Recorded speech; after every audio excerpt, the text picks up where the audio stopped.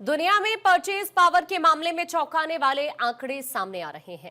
IMF के आंकड़ों के मुताबिक इस मामले में विकासशील देश विकसित देशों से कहीं आगे हैं।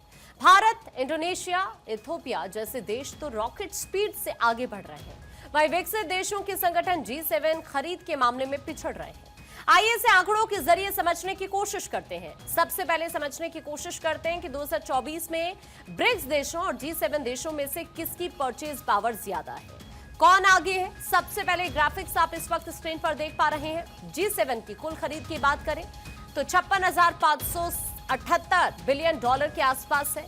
फिर ब्रिक्स की कुल खरीद की बात की जाए तो वो भी 77,059 बिलियन डॉलर के आसपास है। निष्कर्ष क्या है? निष्कर्ष ये है कि ब्रिक्स देश G7 से 36% आगे है। तो ये आंकड़े तो बीते साल के थे, अब आगे क्या अनुमान है? 2029 तक क्या हालात होंगे?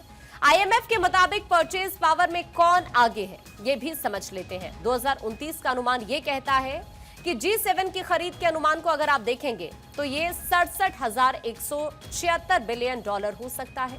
ब्रिक्स की खरीद का अनुमान है 1,33,000 के आसपास ही। इसके अलावा अगर निष्कर्ष तक आप पहुंचेंगे तो यहां पर 2029 में ब्रिक्स G7 से 54% आगे हो जाएगा। आप देखते हैं कि परचेज पावर के लिहाज से G7 और ब्रिक्स देशों के कौन से 5 देश टॉप पर है। तो इस वक्त अगर हम यूएसए की बात करते हैं तो रैंक 2 है, जापान की बात करते हैं 5 है, जर्मनी की बात करें 6 रैंक है, फ्रांस की बात करें 9th है, यूके की बात करें तो 10वें नंबर पर है। और अब देखते हैं कि ब्रिक्स के टॉप 5 कंट्रीज आखिरकार कौन कौन सी हैं। तो इसमें चीन की अगर हम बात करते हैं तो चीन के रैंक 1 है, भारत की बात करें रैंक 3rd है, रूस की बात करें रैंक 4th है, ब्राजील रैंक 7th है, इंडोनेशिया रैंक 8th है। अब देख लेते हैं कि ब्रिक्स के कौन से ऐसे देश हैं जिनकी परचेज पावर रॉकेट स्पीड से आगे बढ़ रही है।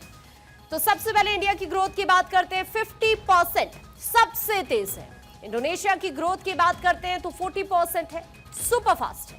इथियोपिया की बात करते हैं तो इसकी ग्रोथ जो रेट है वो 57% है, यानी सबसे ज्यादा जंप। आइए जान लेते हैं कि ब्रिक्स देशों में ये रॉकेट स्पीड आई आखिरकार कहां से, वजह क्या है। सबसे पहले पॉपुलेशन पावर की अगर हम बात करते हैं तो देखिए ये हम आपको कुछ और ग्राफिक्स भी इस वक्त दिखा रहे हैं, साथ ही ज्यादा वर्कफोर्स प्लस कंज्यूमर्स है। दूसरी वजह की हम बात करते हैं इमर्जिंग मार्केट्स है। ब्रिक्स देशों की ग्रोथ अभी से शुरू हो रही, जबकि G7 देश पहले ही पीक पर है। इन वजहों का असर 2029 तक क्या होगा, ये गैप कितना होगा, ये भी हम आपको समझा दें। आईएमएफ का अनुमान है कि ब्रिक्स का साइज G7 से डबल से ज्यादा हो जाएगा। तो कुल मिलाकर ये अनुमान इस वक्त जाहिर किया जा रहा है।